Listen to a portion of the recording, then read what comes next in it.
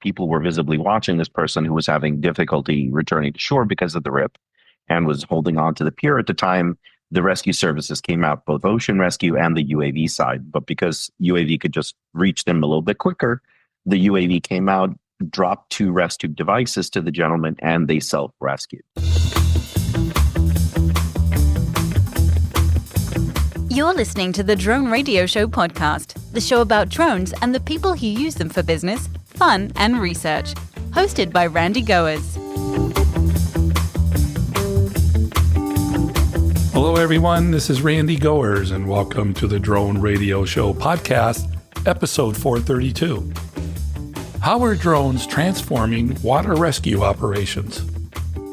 For that question, we head to Casper, Wyoming, to speak with Arcady Shteynberg and Eddie Bennet of the Omada Group. The Omada Group was formed to take the best, most forward-thinking ideas and technology and bring them to the public space. A partnership of several companies, Omada brings UAV, technology, rescue, training, consulting, and other innovations into one centralized business hub. The company's goal is to find the right fit solution to address a company's biggest challenge. Arcady is owner and partner of the Omada Group, where he leads efforts in developing innovative solutions for first responders, especially in water-based search and rescue operations. His work includes collaborating with agencies to create standards for UAV operators deploying emergency flotation devices.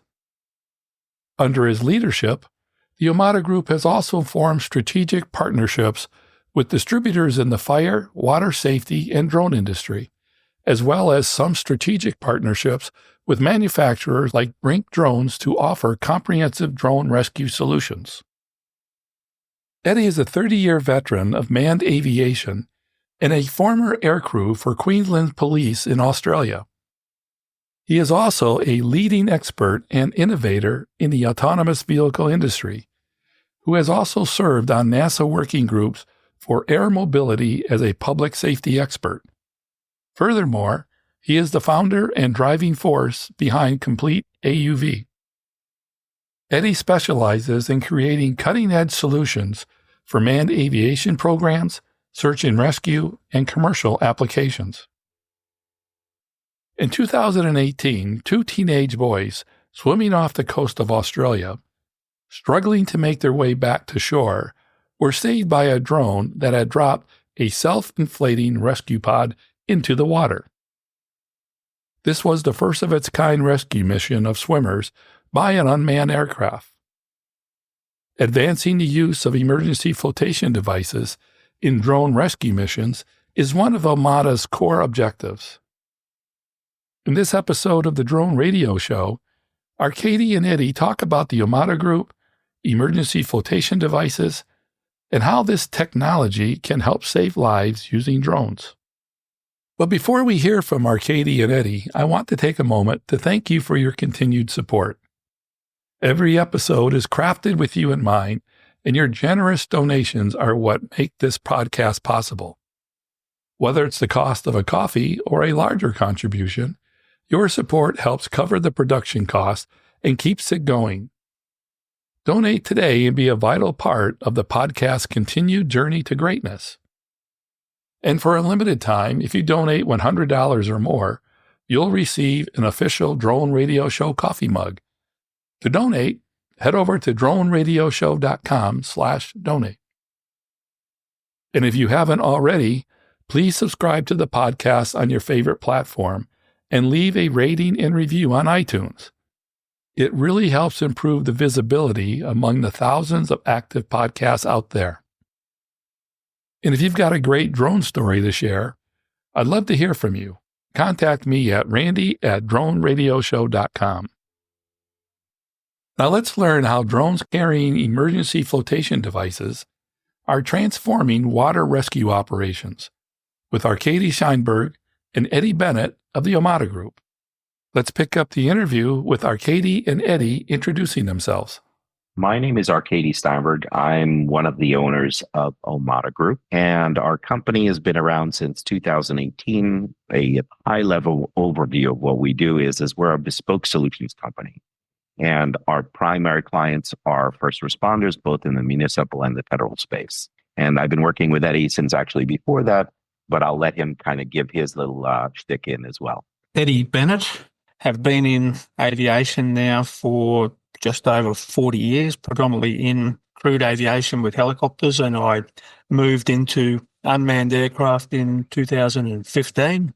I got to meet Arcady a short time later, and what I was doing was basically in the public safety emergency services space in Australia, and we were developing a concept of using an uncrewed aircraft for intervention and to save life, basically. We were able to develop that here, and then with Arcady, we're pushing very hard into the US with the opportunities that this technology presents. Arcady, tell us more about Omada. What does the company do? We started out first trying the model, at least in the States, by going the training side of things. And we were starting to make some inroads, but pretty much COVID put a kibosh on that situation for us. So while we were building up our portfolio and learning how to do stuff with training, because at the time when we were doing it here in the States, we were a little bit too far ahead of the curve trying to go for specialized training, which is what we were really pushing forth because of Eddie's experience in both here with our company and his former company. So things like that took a lot longer to get traction to it. Where we are today, as you could see, there's different trainings that are happening for tactical drones, for reconnaissance and everything like that. We were sitting on the front of that curve then, but then people were only doing things like going and getting certified for their Part 107 license, learning how to fly a drone just for data collection. So things weren't getting enough traction, as I said. So while we had been working on the trainings, we were accumulating also different types of products. Various types of products. It wasn't just dedicated to search and rescue and water operations. And so when that happened, we agreed that what we'll do in the States for now is we'll primarily focus on the equipment. On the other side of things, across the pond, so to speak, way in the Pacific, Eddie's been working on doing everything in terms of the capabilities on the service side more, because equipment there is a little bit less necessary. So Eddie does all the different types of energy inspection. He works with agriculture and a whole bunch of other stuff. What makes the company stand out from other drone service providers? I think one of the key things is the long-term connection with the aviation industry. There are a lot of good service providers, a lot of good training organizations there, but I'll call it the industry, is going through some significant changes now at a global level, where the next step will be the integration of uncrewed drones with the crewed or manned aircraft. That's a significant challenge and a significant opportunity as well. We're basically aware of both sides of that and what the challenges and benefits can be. On the state side, we're not just doing resale of equipment, so it's not just support of that equipment.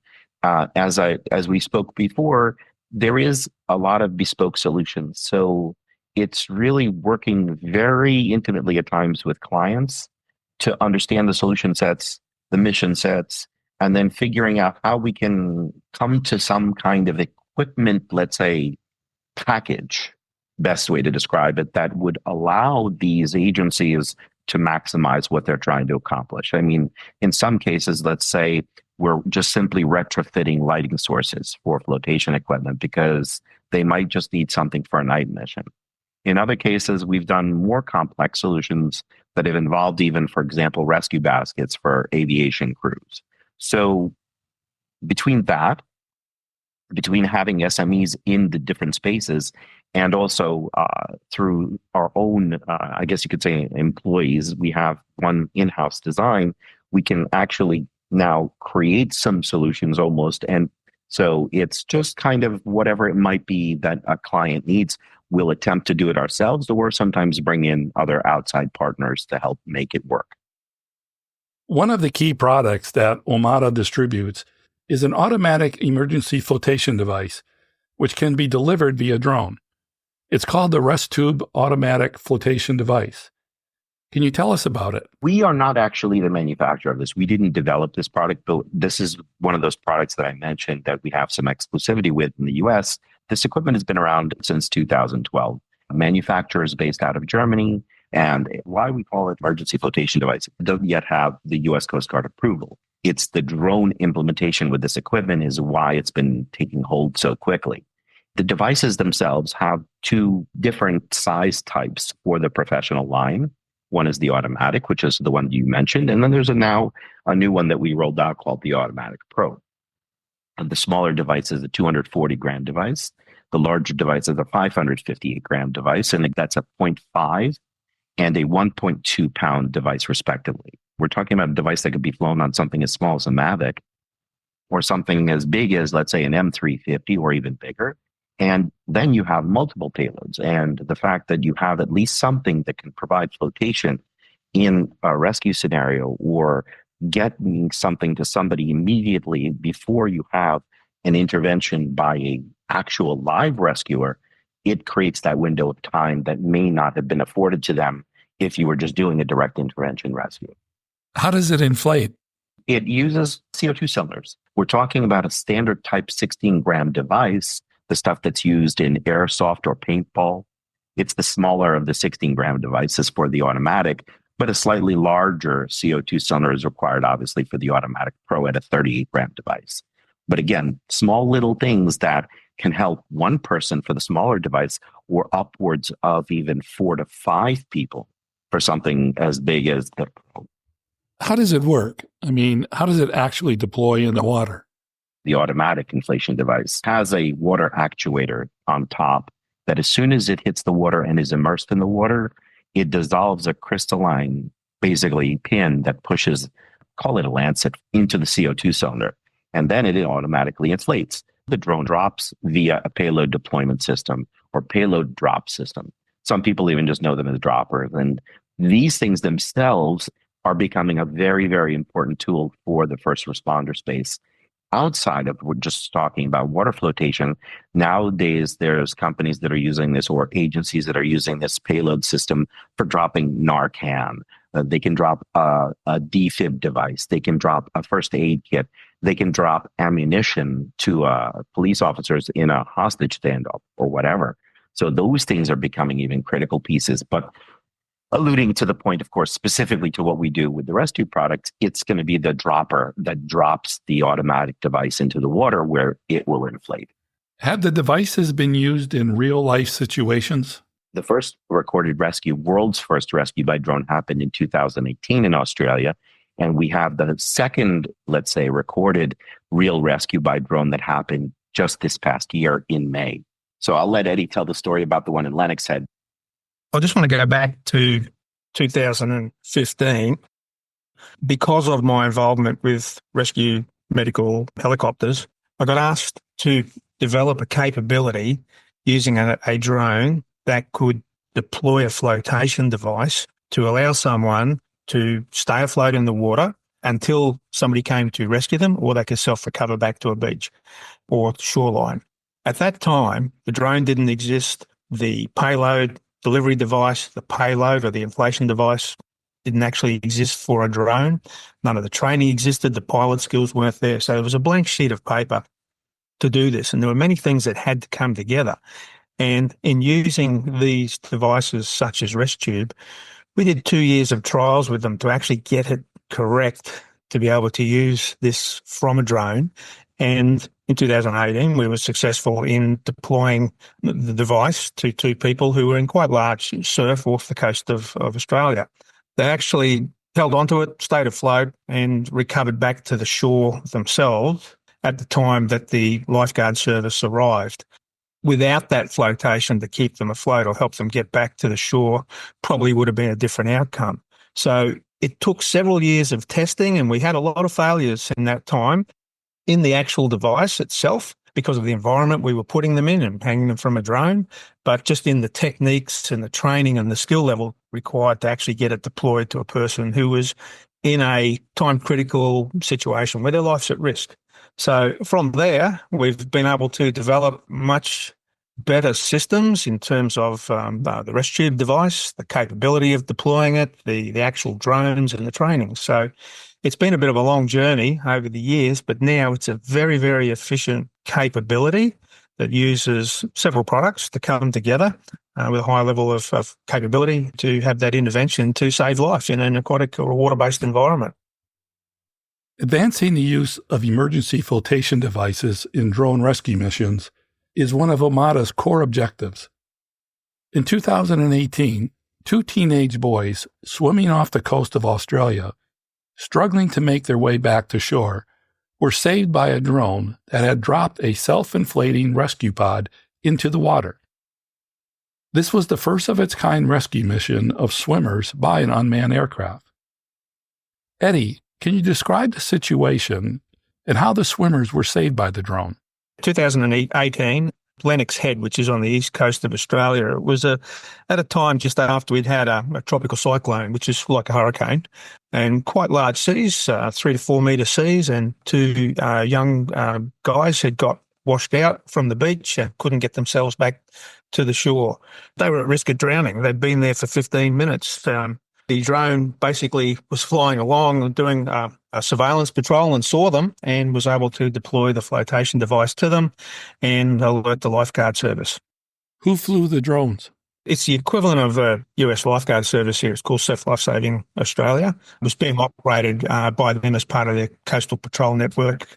Back in those days, all aerial patrols were done by helicopters, large helicopters, and given the cost and the availability of those, a lot of the coastal area was not covered by aerial patrols or even lifeguards on the beach because of the long distances here. But with the drones, we were able to cover much more of the coastline for that surveillance. And this just was at a location where there was no other aerial patrols, there was no lifeguard service nearby, but the drone was able to push out further and located these two people in trouble and was able to provide that intervention in flotation. What are the challenges in developing drones to carry specialized payloads like flotation devices, and how did you address them?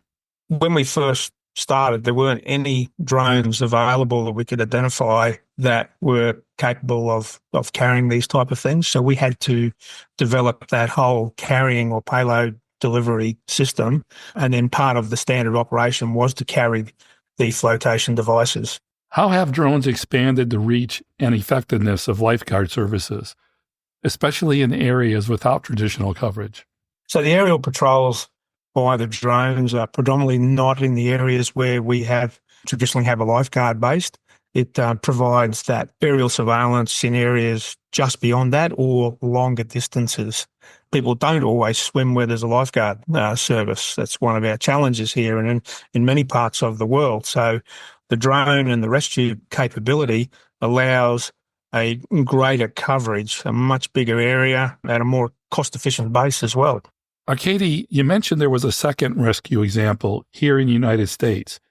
Can you tell us about it?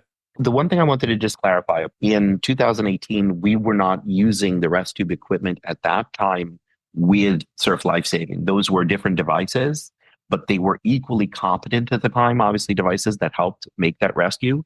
We've been working officially with ResTube in the United States. That's our relationship that we have.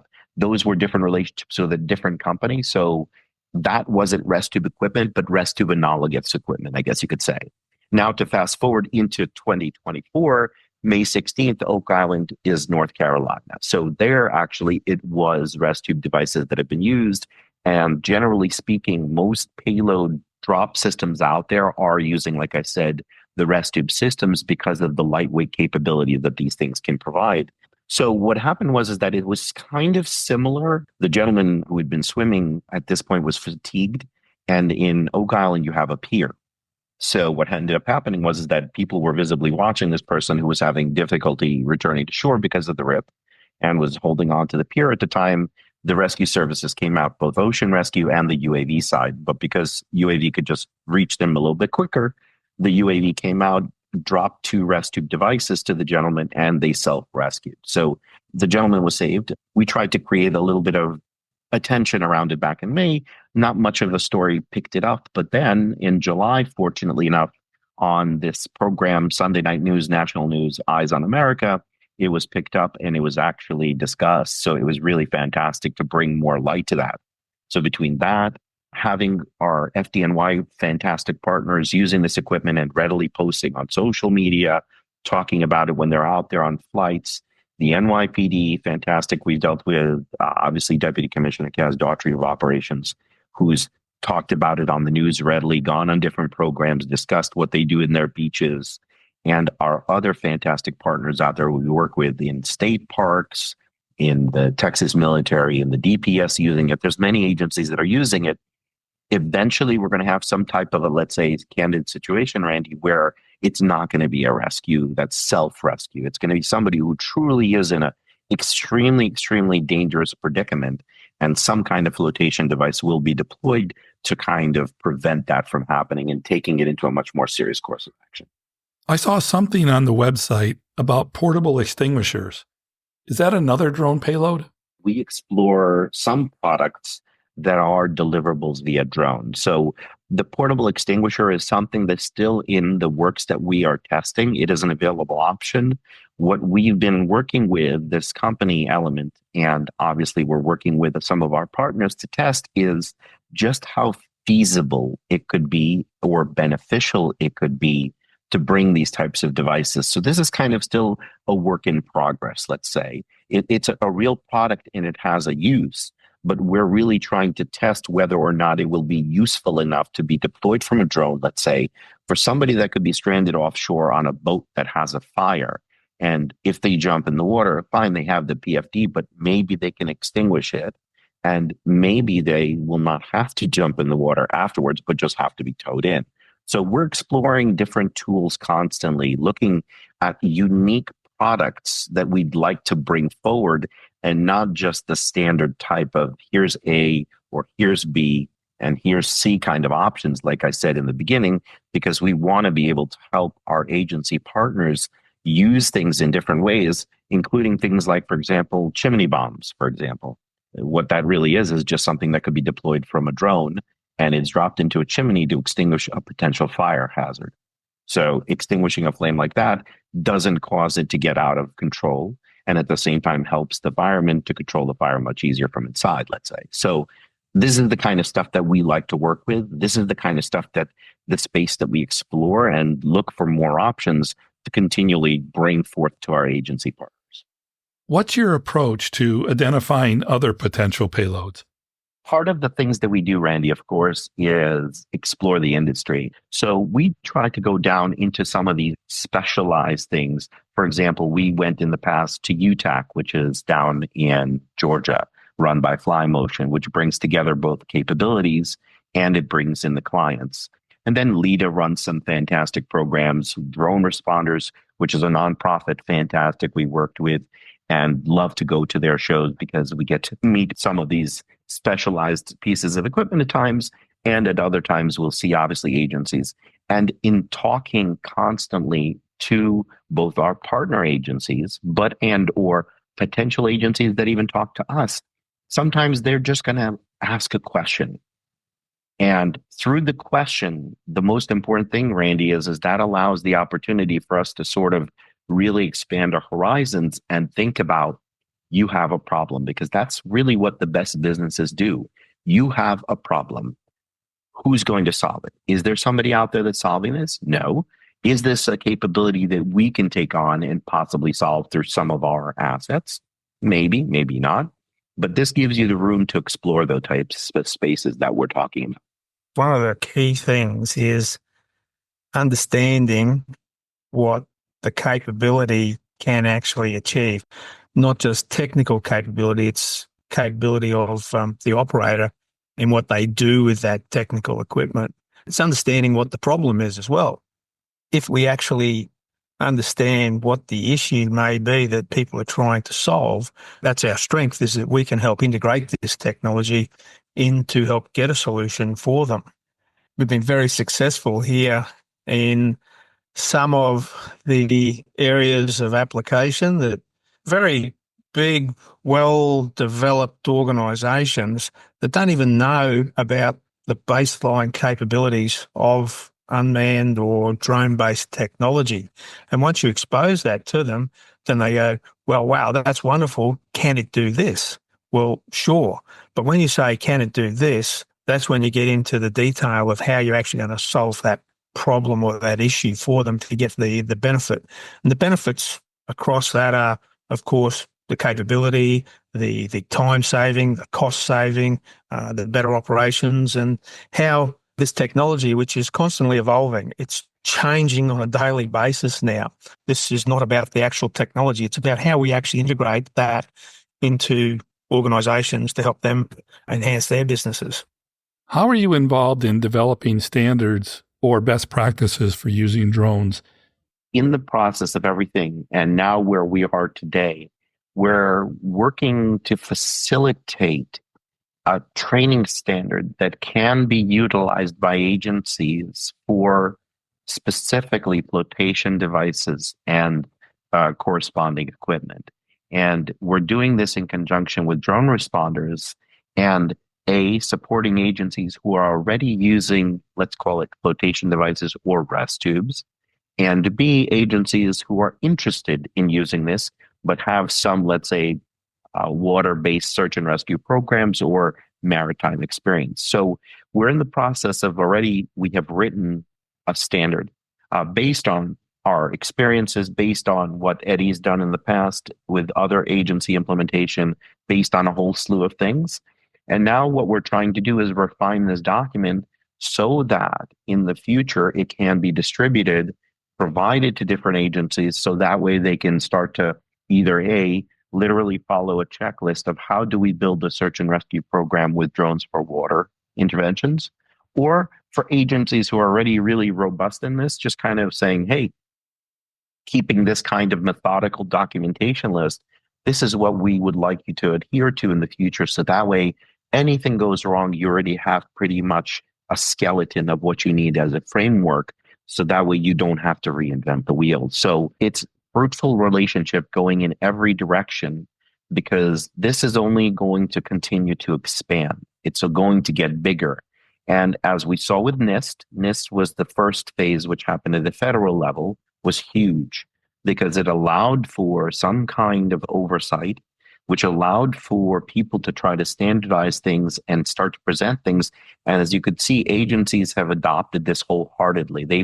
They've gone full tilt into this. Now, LIDA is doing a phenomenal job.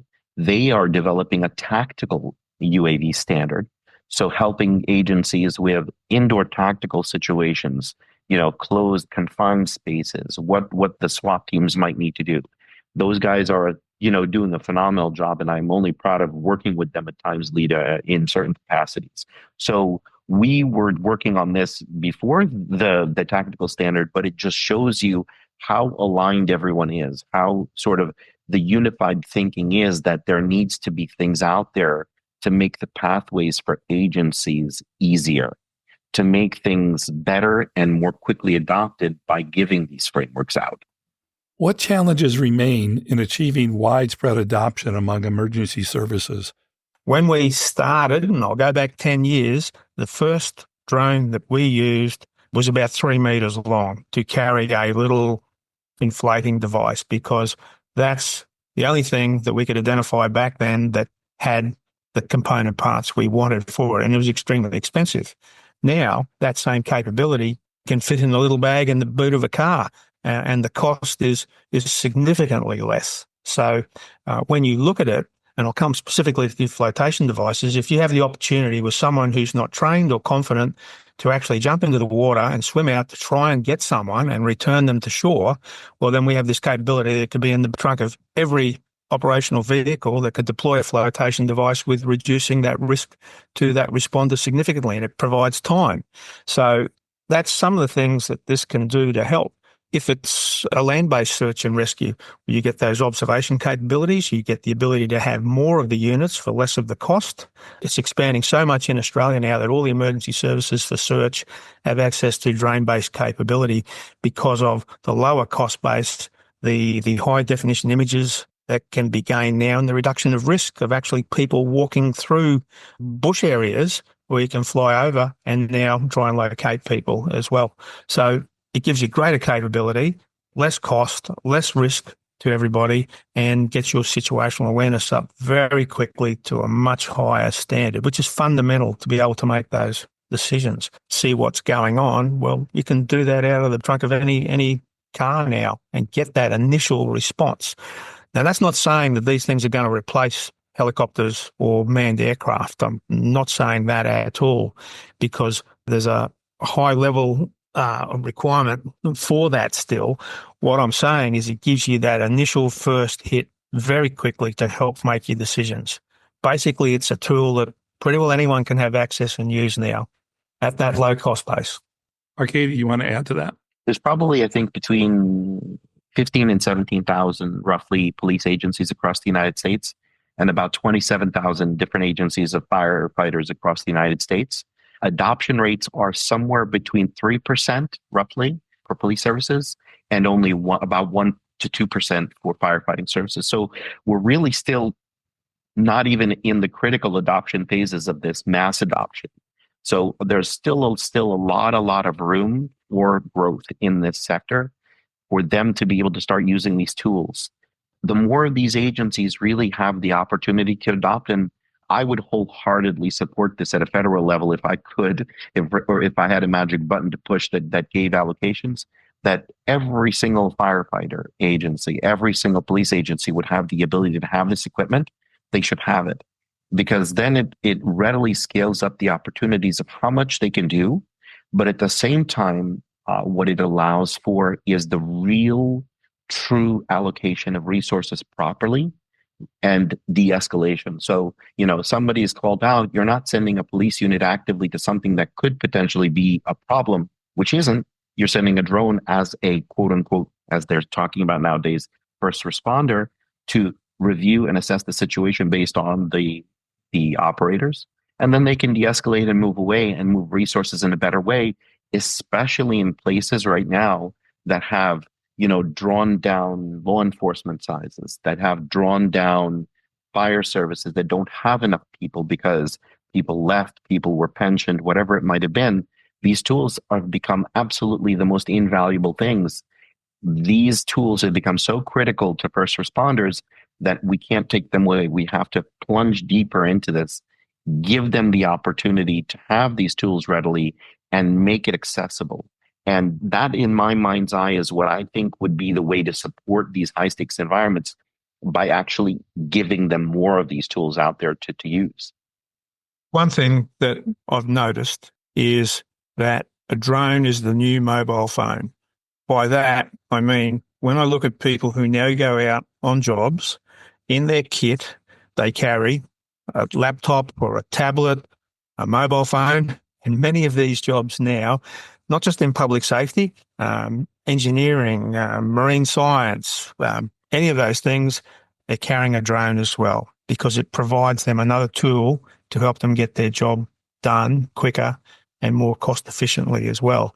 And it's really interesting on that basis how there's a natural evolution of the introduction of this technology.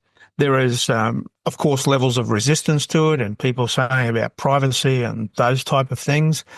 But that's where you come back to actually having training and standards and understanding the use case for them, that can be discussed and mitigated, those issues. But that's what we're seeing out here now. When people go out on a job, they go laptop, phone, drone. It's interesting how it works. What have the last few years taught you about the drone industry? One of the things I've learnt is about the life of the technology. I don't know what it is now, but I generally think that the technology lifespan is about 6 months before it's really changed. And even though they look the same, the actual technology or the systems on board, about 6 months. It's probably shorter now. The commercial life of these things, 12 months. So what that's saying is that the technology is evolving very quickly. One of the things that was slow in getting this going was the public acceptance or the identification of the use cases. Everybody now is saying these things can be used for these type of things. And that brings challenges too. There needs to be boundaries around that in terms of how we do it. And that's where regulation, standards and training. One of the things that was learnt in Australia very early was that without a regulatory environment and without standards, everybody went out and bought these things, hundreds of thousands of these drones out there that we didn't even know who had them or where they were, and there were no rules around it. That creates a very big safety issue, particularly when you get into national airspace issues and in interaction with crewed aircraft. So it's rapidly changing now. All those environments of the regulatory, the training, the standardization, the use case, the public acceptance, they're all coming together and starting to harmonize. And very soon, we're going to see a much more dedicated integration of the unmanned airspace and the manned airspace of operations coming together in one system. Drones will be flying alongside crewed aircraft or aircraft with people. They will be landing at the same airports. It's already happening now. So going forward, we have to accept this technology's here. We just need to make sure we keep it in the right direction. And fundamental to that is understanding what the use cases are. We've developed a program here called Pathway to Careers. That is specifically designed around youth or young people now, and to give them training and knowledge and opportunities to come into this space of drones. A lot of the jobs they're going to be doing in a few years' time haven't even been thought of now. When we started this back in 2015 with the drones, you look back at that and almost as far as saying we really had no idea compared to what we know now, because we had to go and learn everything. So we can't sit here and say in 12 months, 2 years, 5 years, this is what it's going to look like. It's very, very difficult. I think the consistent thing, but across that, is that drones are going to be more widely used, more widely accepted. They're going to be integrated into the manned airspace and the national airspace, which is going to drive a greater need for the efficiencies in that training and that regulatory environment and that community understanding of the benefits and the hazards associated with this. But it's a great place to be in, and it's moving very, very fast. But it does need that direction maintained to make sure we get the maximum benefit for everybody out of it. Arcady, how about you? It's really hard for me to say. I mean, I do have a tap on the drone industry, and I really watch how it's been evolving and scaling. But in terms of what I see as the drone industry as a whole at this point, I don't think we're at a plateau. I just think it's where we are today is going to be this kind of springboard into something else. We're getting close to that level, springboard.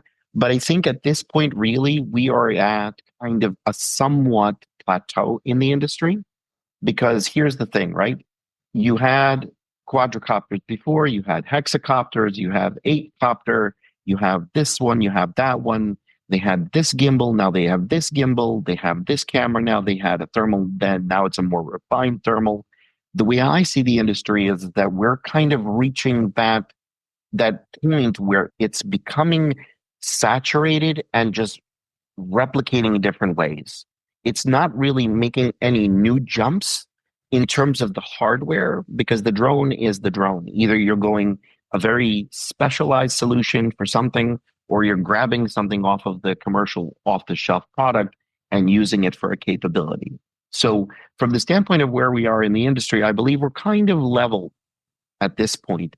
And it's now just about slight little enhancements that we're seeing, because you'll take a DJI gimbal and it's now got all of these things bundled up in one, and it's just cost effective. So somebody will jump onto that, or somebody else has come up with a little bit better of a solution, they'll jump on that. Or because the federal guidelines offer you only to pick from the blue list, you'll jump on that. So I'm going to say that we're kind of reaching that level now where there's not really that evolution of technology anymore yet. But what we're going to talk about is what I do see happening potentially going forward. What's next for the Omada Group? For now, we're not that $100 million company. We're not that $10 million company. We're still growing.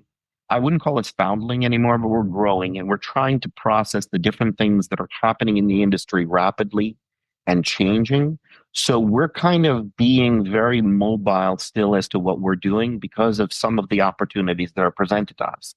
And because we're not a manufacturer, let's say, or because we're not just a distributor, let's say, we have that ability to readapt or kind of, I wouldn't even say reinvent ourselves, but give us the opportunity to grab onto different things that, let's say, somebody else who's a bit more fixed in a certain atmosphere isn't allowed for. So we're kind of this amorphous blob, or like Bruce Lee would say, we're trying to be like water. We kind of fit the molds that are being required of us from the different agencies that we work with, from some of the different solutions, or not rather solutions, but problems that we're being approached with, to help create basically a name, a brand that can help different people for absolutely different things. And they know that if we're not going to solve it ourselves directly, we have high quality partners that we can work with to find a solution for something that is inherently an issue for them. And for my final question, what message would you like to leave regarding the future of the drone industry? Eddie, would you like to start? It's taken us, 120 years of manned aircraft operations to understand where we are today. If you look at the technology experience graph, that 120 years of what we learnt in conventional aircraft has been packed into, well, I was going to say 10 years, but it's actually the vertical line is actually changing. You're getting more vertical. We are learning something every day now, and it's actually making sure we understand what is being put in front of us and learning from that and using it correctly. I think that training is probably by far, above all, the most important thing that needs to be recognized as a clear divider that should be readily adopted by every agency. Every year there should be recertifications. Every year, not self-certifications, recertifications, to make sure that everything is being done as much as it can to help keep the drone, community overall safe. So I would say probably for me, it's the future of drones really does revolve around more training. That's it for episode 432 of the Drone Radio Show. I hope you enjoyed hearing from Arcady Shteynberg and Eddie Bennet of the Omada Group. I want to thank both gentlemen for taking the time to speak with me. If you want to learn more about the Omada Group or want to connect with Arcady or Eddie, check out the webpage at theomada.com. If you like the Drone Radio Show, then please subscribe and share. Write a glowing review on iTunes. And if you're able, donate to keep the podcast going. Go to droneradioshow.com/donate. And thanks for listening.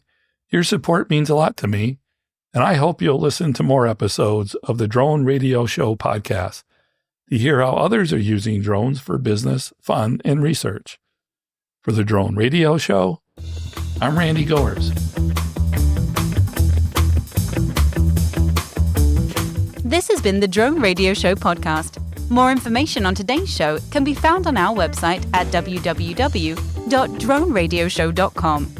If you're using drone technology for business, fun, or research and would like to share your experience on the show, please visit our website and fill out a guest appearance application.